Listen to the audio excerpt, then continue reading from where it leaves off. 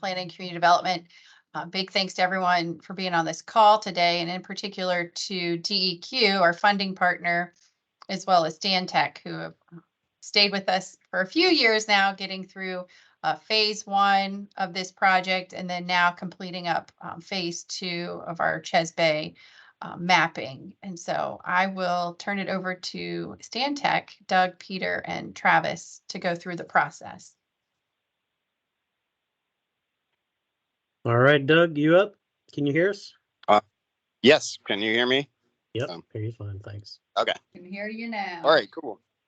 All right, wonderful. Well, I'm going to give kind of the boring intro, which is largely a rehash of phase 1 and a little bit of background. But I think first we'd like to start with a safety moment. So, Travis, next slide. Just in the either next slide or previous slide, Travis, if you could. So, yeah. So the safety moment, and we already had this slide deck loaded up, but long traverses under arch culverts or box culverts going under highways or other fill crossings, particularly pertinent if you're doing stream investigations. These are areas where the buddy system is an absolute necessity. And in some instances, depending on the jurisdiction and the configuration of the culvert, might require confined space entry. But just things to think about. You're in a stream environment, walking over rocks. If you're trying to get to the other side of this thing and you break your ankle or break your leg, nobody's going to see you, nobody's going to hear you, and your cell phone is probably not going to work. So very dangerous situation that those of us that walk down stream systems encounter almost all the time. So in most instances, better to get up, find a way to safely cross the road and traverse down on the other side. So use caution. So that's the safety moment.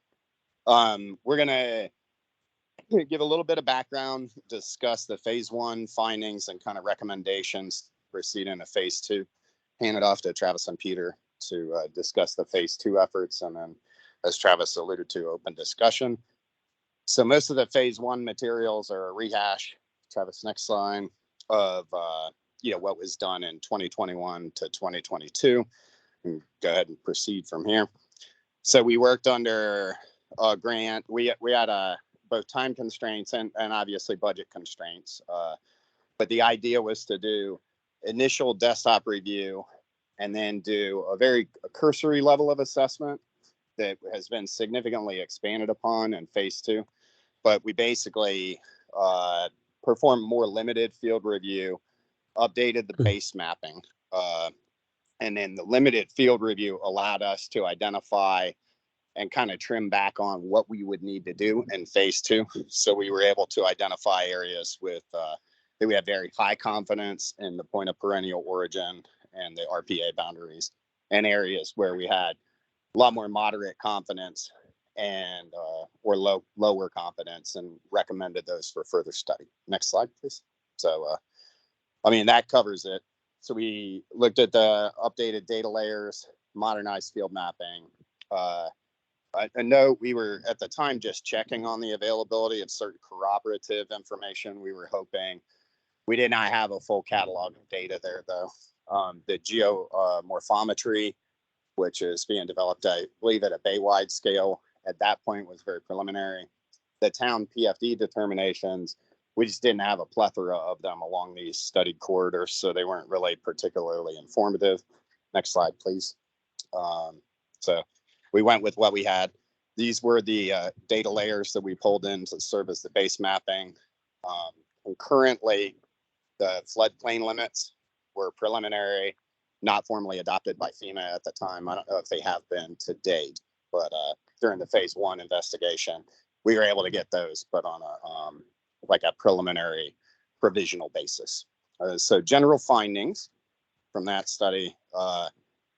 We also, we're looking more at the longitudinal extents, or how far upstream the point of perennial origin was. We didn't have, like I said, extensive budget to do wetland field investigations. I mentioned the geomorphometric data. It wasn't fully developed. It really didn't inform anything. And in a hydromodified environment like town of Ashland, the value is probably limited. You know, a lot of these systems have been ditched at some point. So the geomorph characteristics aren't necessarily going to be indicative of, you know, perennial origins. I did on the last slide want to mention we consulted with Dr. Chas Gowan at Randolph-Macon College just on his field observations because he's been studying a number of these streams. It was just a phone consult, but I believe our conclusions jive pretty well with his field experience, you know, but the guy's been studying the streams in the town of Ashland for 10 plus years. So we weren't gonna, you know, go without checking in with him. So the NWI mapping, although it was the best available data in some areas, appeared in some instances to significantly overmap jurisdictional wetlands. So for example, we had a partnered effort under National Fish and Wildlife Foundation grant with the town of Ashland to do restoration on Meachumps Creek and partnered with town of Ashland and Randolph-Macon College on that. So we had confirmed jurisdictional boundaries for those stream restoration projects, but they did not align at all with the NWI mapping, which in some cases would show jurisdictional wetlands like 20, 30 feet upslope from, you know, where the normal flood fringe is. So, so we saw some busts there, but the town did have what was labeled as town confirmed wetland boundaries. I assume those came in with development applications. So we layered those in to use as an additional data set. Next slide, please. So that speaks to the lateral extents. So with that, and this is where Travis kicked off on phase one, was coordinated the candidate locations for field review.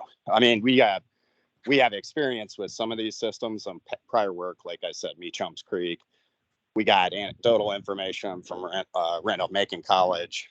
In talking to the town, we kind of knew where we needed to start our investigation. Like there were points where it's like, oh, it's absolutely perennial from here down.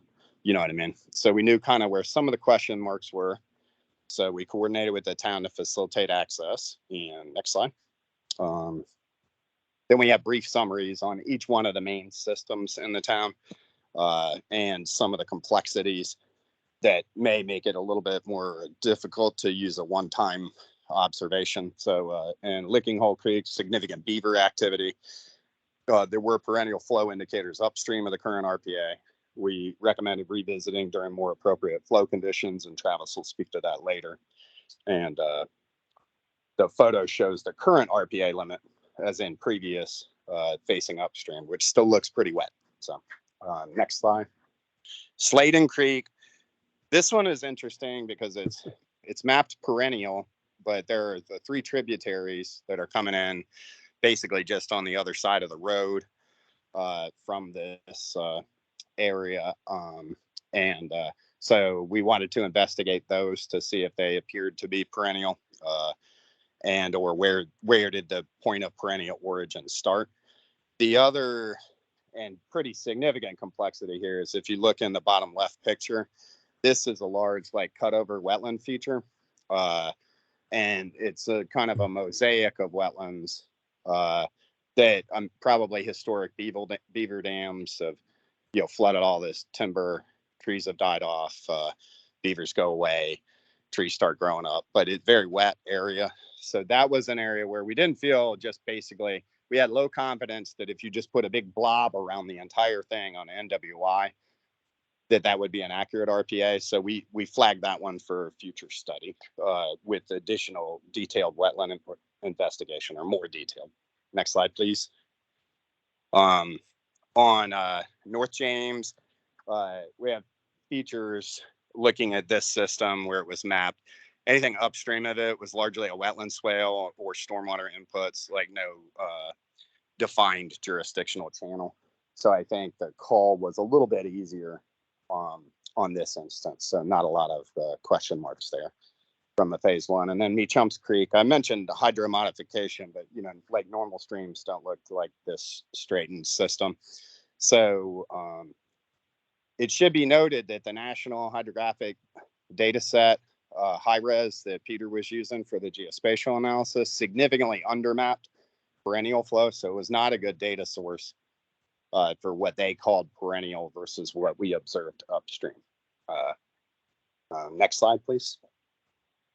And in Stony Run, another questionable area as to where both those lateral inputs are, and we identified that it could, there may be a possible extension of the RPA upstream of into an existing developed residential.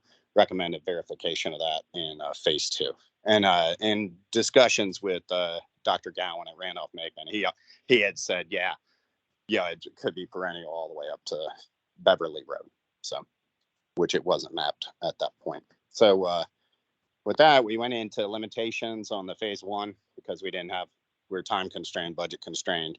It was also a poor time of year for hydrologic and morphologic assessment. We had a ton of recent precip snow melt influencing that.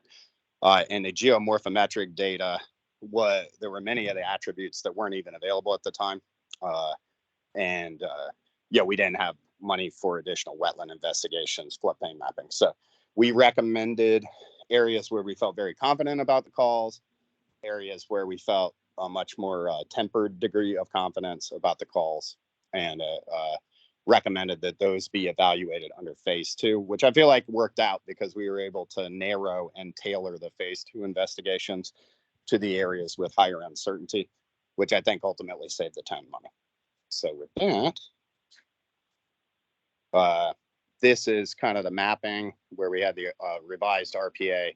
We called it possibilities at the time, and our mapping showed kind of high and low confidence when you drilled down into these areas. And that's kind of what we were starting with to validate in phase 2.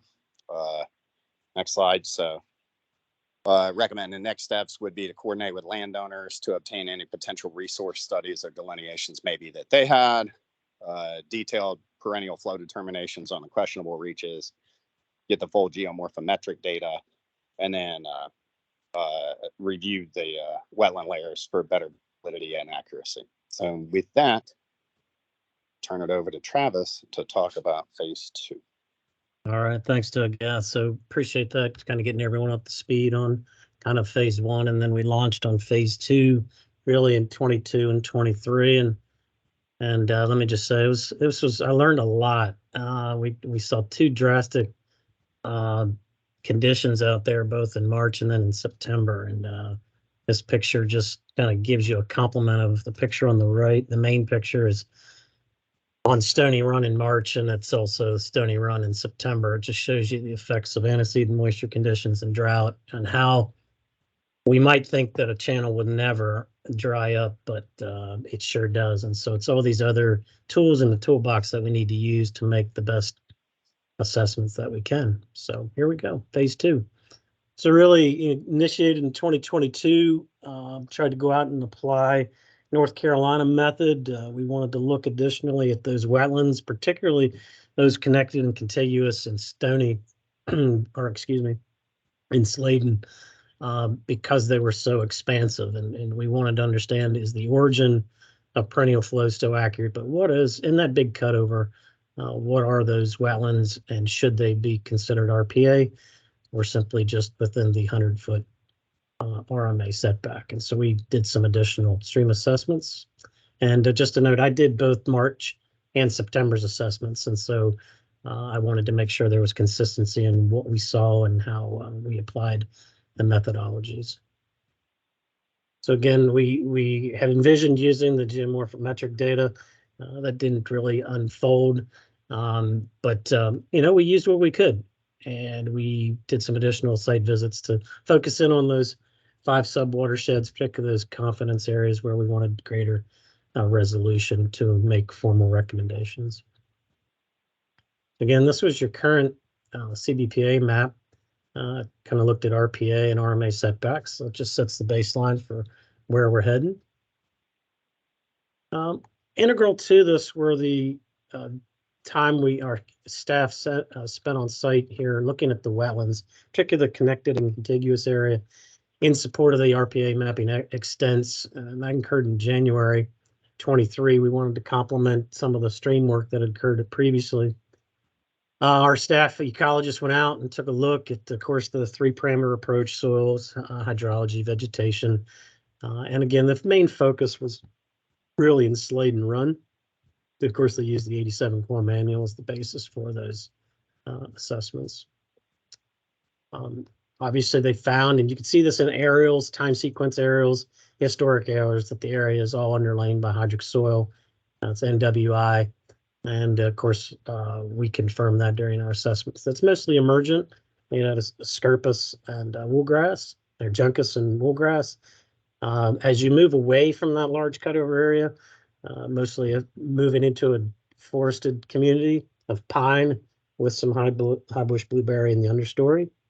And then as you continue to move away, you've got your hardwood bottomland species, and of course your colonizers like sweet gum and red maple that are persistent everywhere.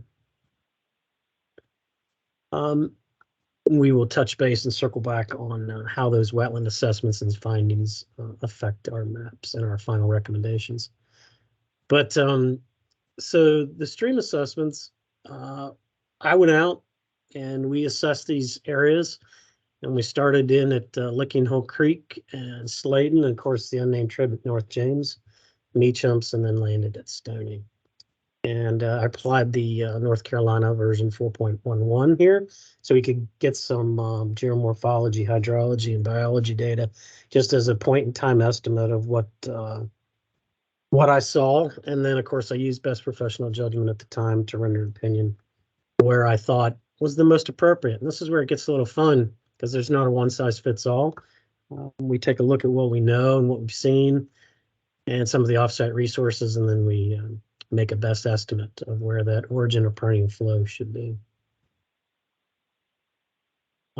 Just a simple note, we did not look at all tributaries and streams.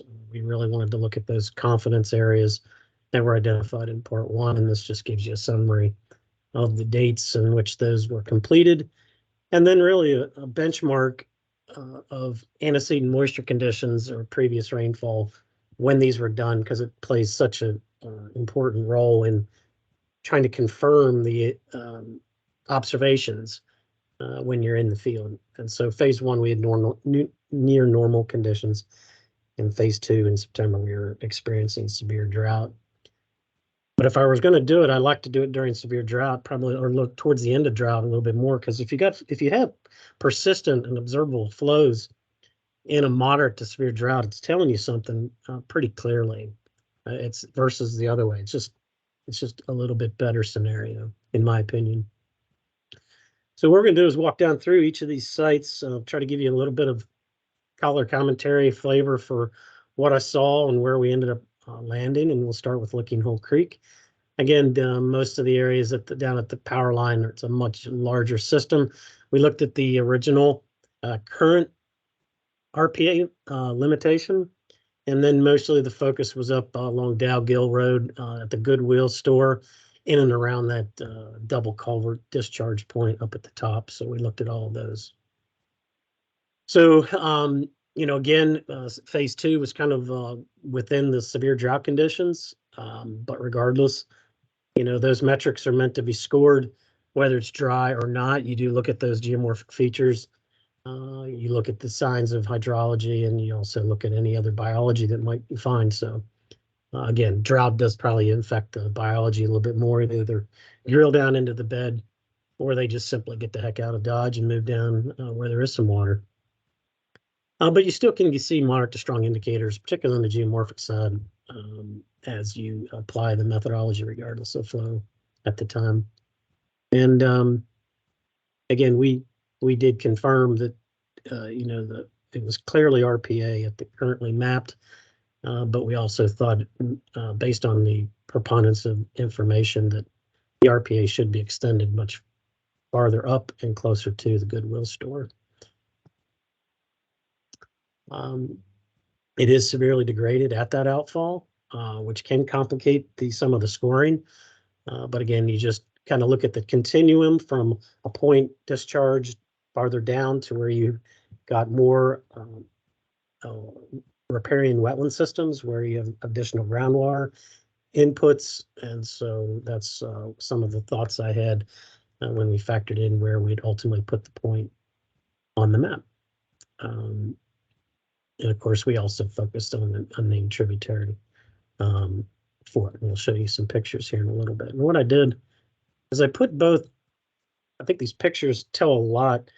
It's just easier to look at what the conditions were in both March and September, and then also explain some of the features that we were seeing. And so again, what you have on the top here is the Goodwill parking lot in the background and the culverts coming out, and then the small tributary coming down that would come under Route 1 and connect into here.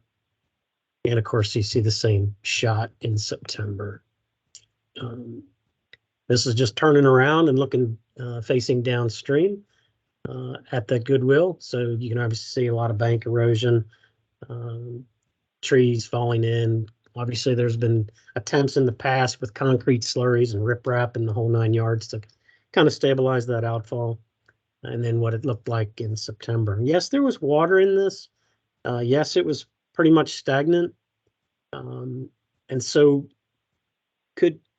could you make an argument that the origin is this confluence that you see in the top of the picture? You possibly could, but I looked at I wanted to be more confident about where we knew exactly that RPA was, and I just felt more confident it was a little bit lower down. But again, this is a good spot to consider, but I just thought, again, because of the adjacent wetlands and there's the other features a little bit farther down where the ditch comes in from Dow Gill is a little more appropriate. A couple other shots of Licking Hole Creek. This is the existing RPA picture that Doug mentioned previously, and then what it looked like in September. Large, expansive wetland systems, lots of groundwater, single thread channel, of course, showing a lot of the geomorphic metrics that you'd expect to see in this landscape position. And then the tributary that's a little bit farther down in the system of what it looked like in March. After we did have an intense, about a ½ inch of rain the day before we went out here. So there was a little more rain, a little bit wetter in March than I would have fully expected. But then it was not surprising to me that the channel was completely dry in September. And again, it did exhibit some of the features, but just not to the point where, I mean, there was no biology, and that was affected, of course, by the drought, but I didn't know that. And at the time, there were no real samples to take and no hydrology. There were some adjacent wetlands, but not to the degree of that we were seeing, especially on main stem Licking Hole Creek. And the geomorphology was not well developed, not sinuosity or bed and bank or step pool. It was a fairly low gradient system, so I would have anticipated seeing a little more of the geomorphic features play out, particularly in a forested system where we have good roughness on the banks. But again, some metrics, absolutely, but just not to the moderate to strong where we're scoring these categories. That was Licking Hole. We'll come back. Sladen Creek, Doug touched on. This was, it wasn't very fun to try to walk to that, as I call it, the triple junction. But we got there, and you learn a lot, right? You beat the bushes and you get in there and you see it. Because that's the only way we're really going to learn these systems, is to go out there and after you do your offsite evaluation is to get in there and take a look. So Sladen Creek, we looked at 4 main areas, the triple junction where the current RPA origin is in the town, and then the 3 main tributaries coming to it.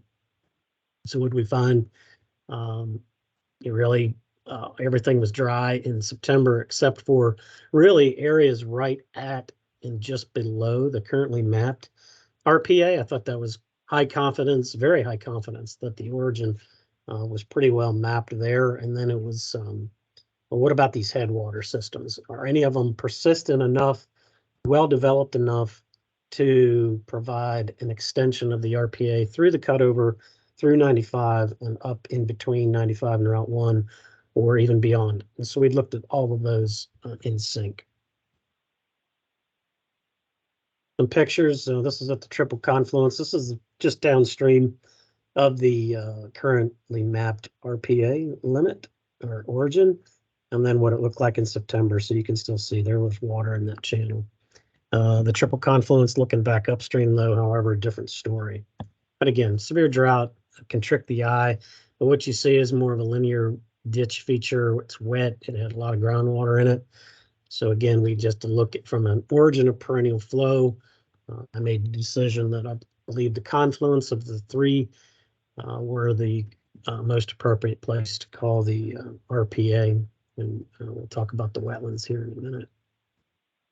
These are the three tributaries running north, central, and south, left and right. And this is the box culvert at Route 1. Really the outfall from the stormwater BMP that comes from the manufacturing facility.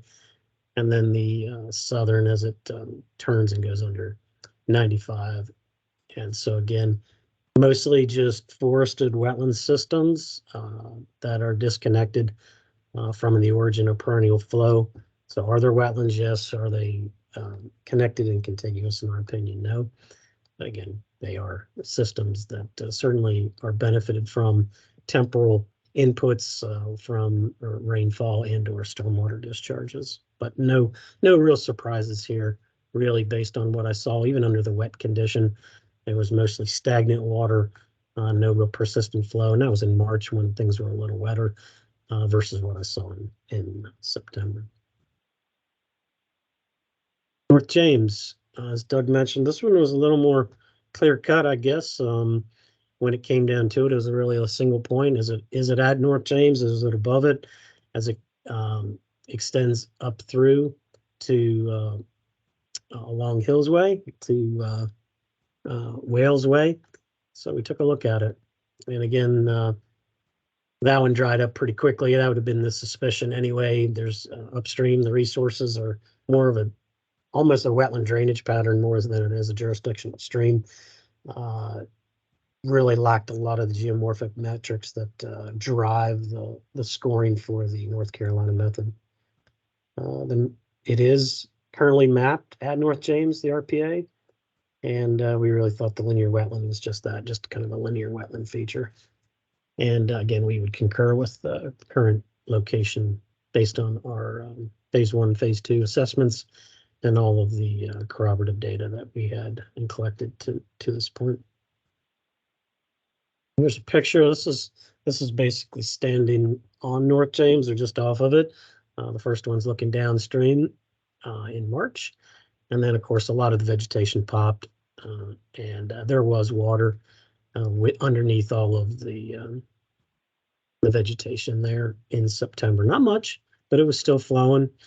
And then the one on the bottom, the tributary Hills Way or Wales, I guess, that's what it looked like in March.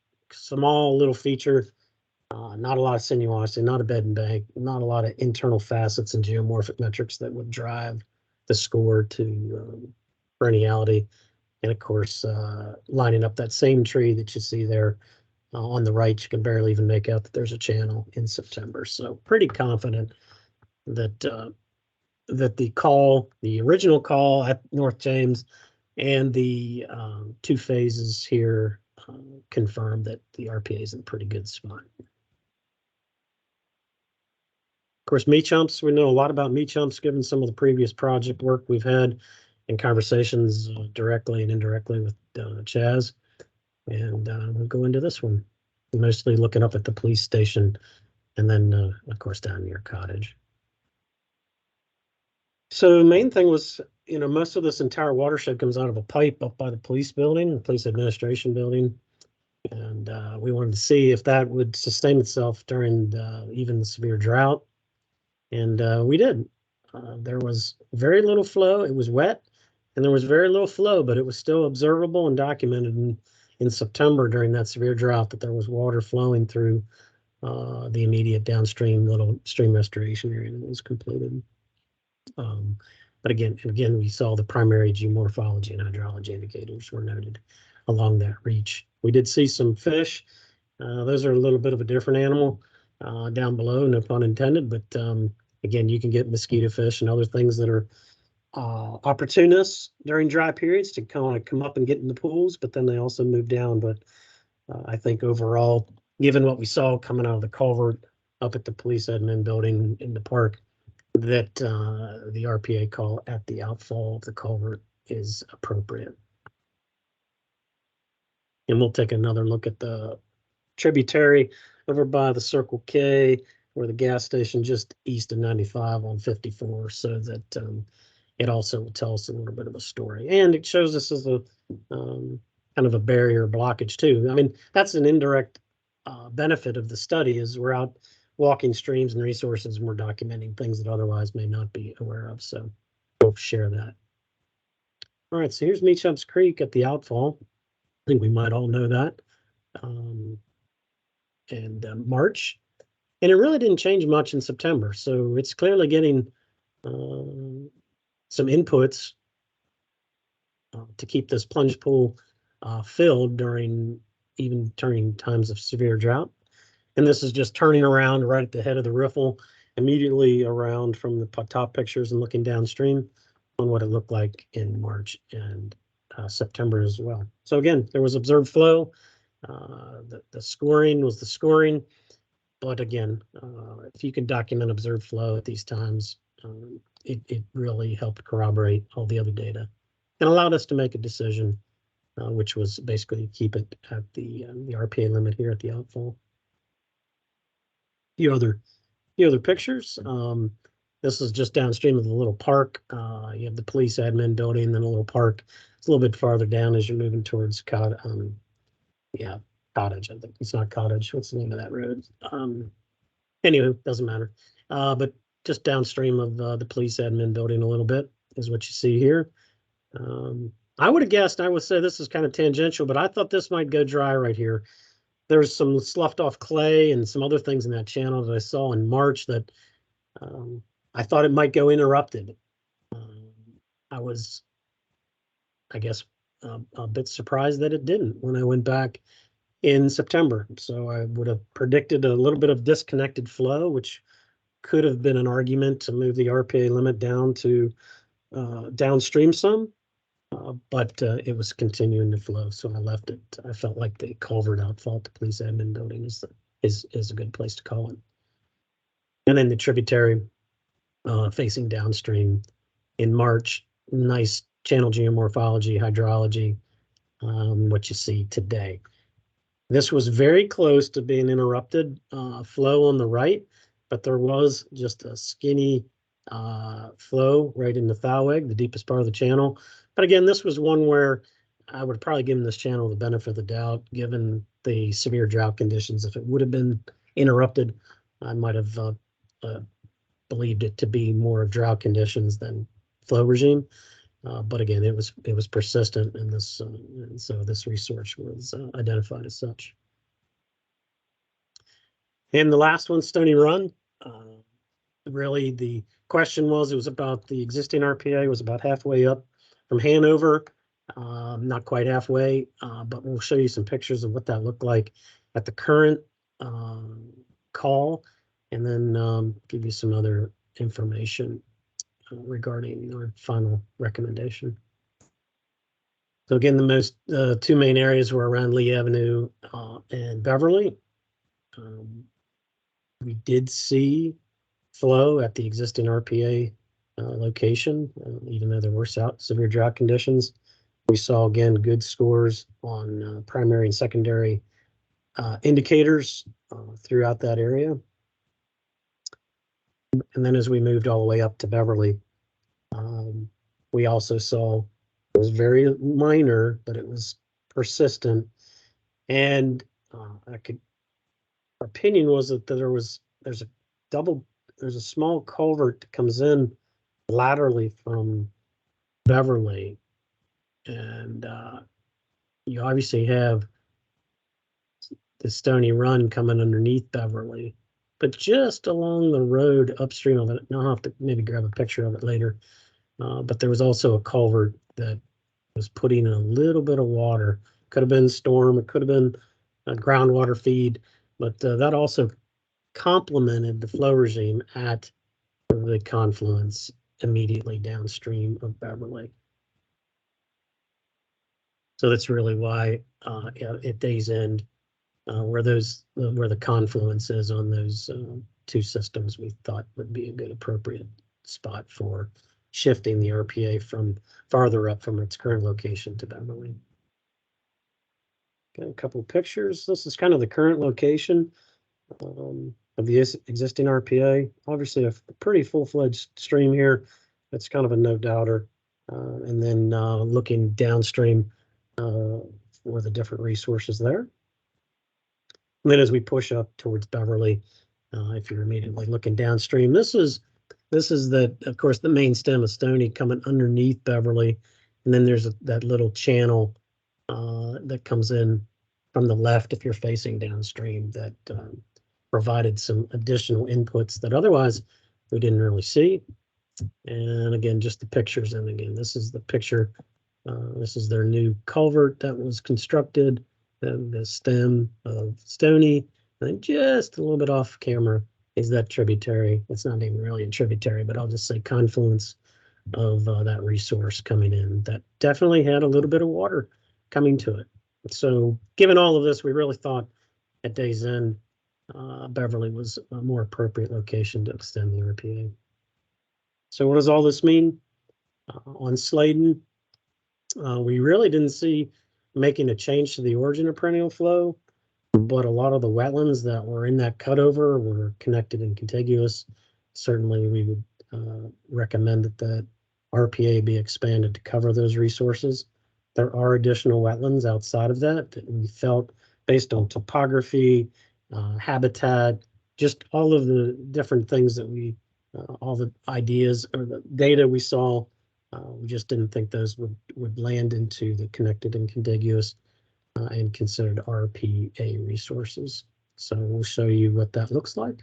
Licking Hole Creek, we thought our recommendation was to extend that from its current location upstream to close to the Goodwill store.